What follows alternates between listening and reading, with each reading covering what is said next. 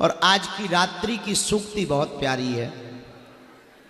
फलो फूलो, फलो फूलो पर औकात ना भूलो।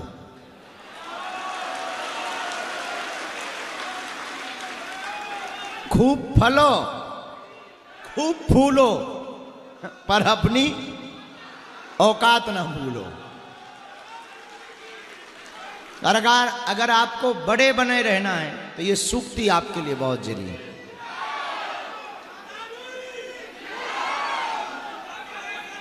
ठटरी के बारे तय प्रवचन कर ले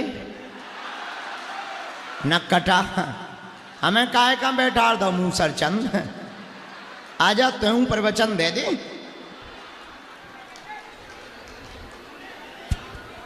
तो बात क्या थी? फलो फूलो पर अपनी औकात ना भूलो। बड़े बने रहने का यही सूत्र है। बहुत से लोग हमारे पास आते हैं कि हम जो हैं वही बने रहें, बड़े ना भी ज्यादा बने पर जो हैं वो तो ना खिसके। बात ठीक है। और सब आदमी की एक ही दिक्कत, जितने भी अमीर मिलेंगे उनकी एक ही चिंता है, हम गरीब ना हो जाए। जितने नेता मिलेंगे उनकी एक ही टेंशन है, कुर्सी ना खिसक जाए। अधिकारी मिलेंगे उनका भी यही भय, आरोप ना लग जाए। पर इसके बचने का बहुत सरल उपाय है। लाख कोशिशें तुम्हारे विरोधी तुम्हारे खिलाफ करें, लाख षड्यंत्र तुम्हारे दुश्मन तुम्हारे खिलाफ करें, एक बात तुम्हें बहुत दावे के साथ याद रखनी है, तुम अपनी सहमति किसी को भी बिगाड़ने में मत करो। तुम अपनी ऊर्जा किसी को भी मिटाने में मत लगाओ। दुनिया तुम्हें मिटाने में लग जाए पर परमात्मा तुमको मिटने नहीं देगा। सत्य देरी से आएगा पर जब भी आएगा झूठ के शोर को चुप कराता आएगा। झूठ का शोर बहुत महंगा होता है और बहुत तेज होता है। झूठ बोलने वाले लोग बहुत तेज बोलते हैं। अक्सर जो आदमी झूठ बोलेगा वो तेज बोलेगा, ये भी बात है। कभी कोई बात किसी से पूछा जाए तो कभी भी अगर वो झूठ बोलेगा तो तेज बोलेगा, ताकि सामने वाले की बात को दबा दिया जाए। झूठ जो भी बोलेगा वो तेज बोलेगा, तो झूठ का शोर बड़ा तेज होता है। सत्य बहुत धीमे बोलता है, बहुत धीमी चाल चलता है।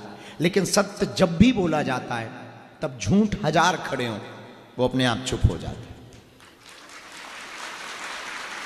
युवा भी बैठे हैं, करेरा नगर के सभी वो लोग भी बैठे हैं, हमारे बगल में महंत जी भी बैठे हैं। हम आपसे एक बहुत विनम्र प्रार्थना बहुत बारीकी के साथ करना चाहते हैं। वो बात आपके पते की है या नहीं हम ये कह नहीं सकते, हमारे मतलब की, इसलिए हम आपसे कहना चाहते हैं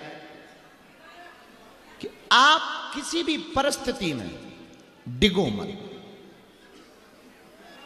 न जल्दी उत्साहित हो, न जल्दी निरुत्साहित हो, न जल्दी हतोत्साहित। हमें जल्दी उत्सव भी नहीं मनाना है और जल्दी सैड मूवमेंट को भी नहीं लाना है। कोई परिस्थिति आई है, थोड़ा इंतजार करो। किसी राजा के पास में एक महात्मा गया,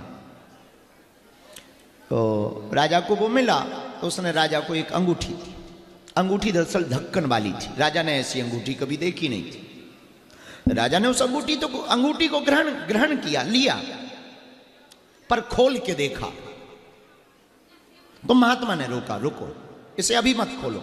जब तुम्हारे ऊपर कोई विकराल परिस्थिति आए और जब तुम्हारी पूरी दुनिया साथ छोड़ दे, जब लगे कि अब कोई साथ देने वाला नहीं है, और जब लगे कि कोई नहीं है, मरे, अब गए, अब बर्बाद हो गए, अब लुट गए, तब इसको खोलना है। इसमें एक चिट्ठी है, उसमें कुछ शब्द हैं।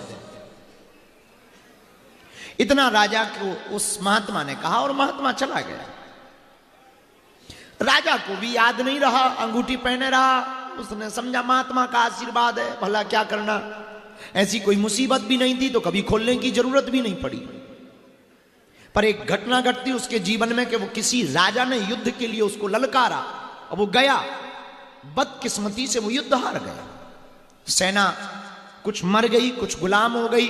राजा के किले पर दूसरे राज्य के सैनिकों ने आक्रमण कर दिया अपना कब्जा जमा लिया। राजा जैसे तैसे करके अपने प्राण बचा करके जंगलों में भागा। बड़ी तेज दौड़ा, पीछे पीछे घुड़सवार, आगे आगे राजा, हाँपता पीटता जंगल की कंदराओं की गुफाओं की छोटी छोटी संकीर्ण गलियों से भागता भागता भागता भागता राजा एक विशाल काय गुफा में जाकर के छिपा। बहुत जोर से सांस चल रही थी, सांस रोक के बैठा, बहुत दिमाग फट गया था। ऐसा उसने कभी सोचा भी नहीं था कि उसकी जिंदगी में ऐसा कभी हाल हुआ नहीं कि वो हारेगा। और हारना तो ठीक, उसके बचने के वे लाले पड़ जाएंगे, ऐसा कभी उसने विचार भी नहीं किया था। ऐसा कभी उसने विचार पुकारा, समझा भी नहीं, सपना भी नहीं देखा। और घटना घट गई। घुड़सवारों की टापें बगल से निकलती जा रही, उसकी बेचैनी बढ़ती जा रही। और ज्यों घोड़े आते हुए सुनाई दे रहे, उसे लगे कि अब मरे, अब पकड़े गए, अब बर्बाद हो गए, अब लुट गए, अब तो प्राण बचना मुश्किल है। राज्य की कौन सोचे, खुद के प्राण बचना उस राजा के मुश्किल हुए।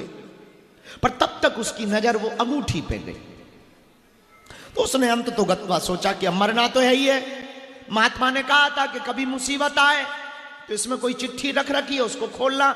राजा ने वो अंगूठी खोली और उसमें पाया कि एक छोटा सा कागज का टुकड़ा है और उसमें बहुत छोटे अक्षरों में एक लाइन लिखी थी और वो ये लिखा था, ये भी बीत जाएगा।